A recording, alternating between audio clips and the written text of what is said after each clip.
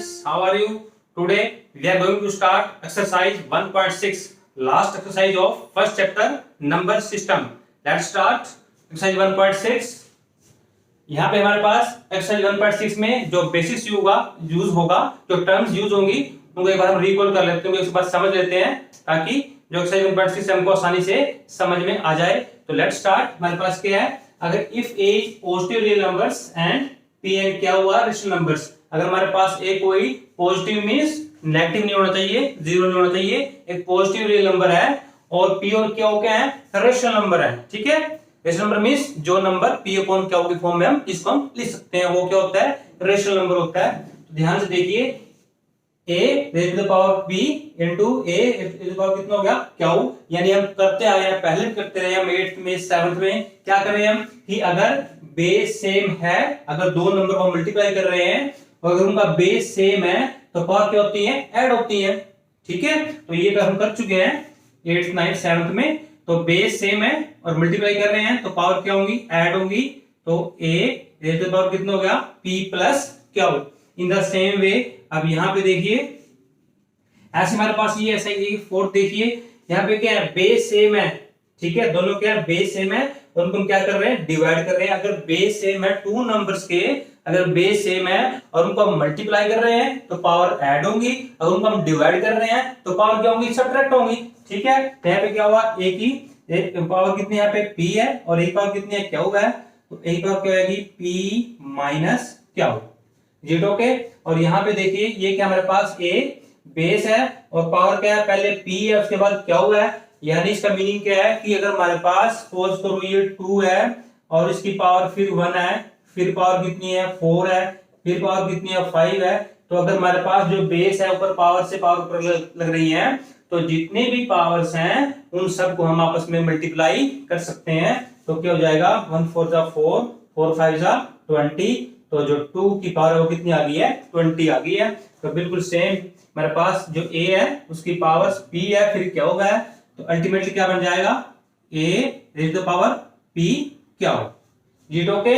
And next मेरे पास क्या है देखिए ध्यान से, दोनों की पावर्स क्या है सेम है। जो a है उसकी पावर कितनी है p और जो b है उसकी पावर भी कितनी है p है और आपस में मल्टीप्लाई हो रहे हैं तो इसको आप लिख सकते हो ab, यानी इन दोनों की पावर आपने इकट्ठे लिख लिया ऊपर p ab।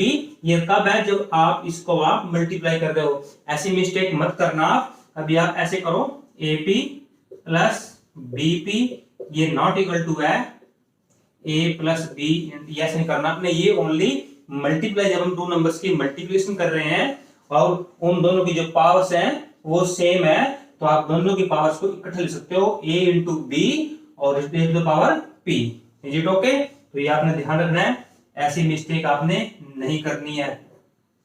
और ऐसे हमारे पास टू टर्म्स ही हैं। अगर हमारे पास क्या है ए बी, इनको दोनों के ऊपर क्या है a into b square root है ऊपर, तो आप क्या सकते दोनों का जो स्क्वायर रूट है उसको आप अलग लिख सकते हो square root of a into square root of b। जी ओके।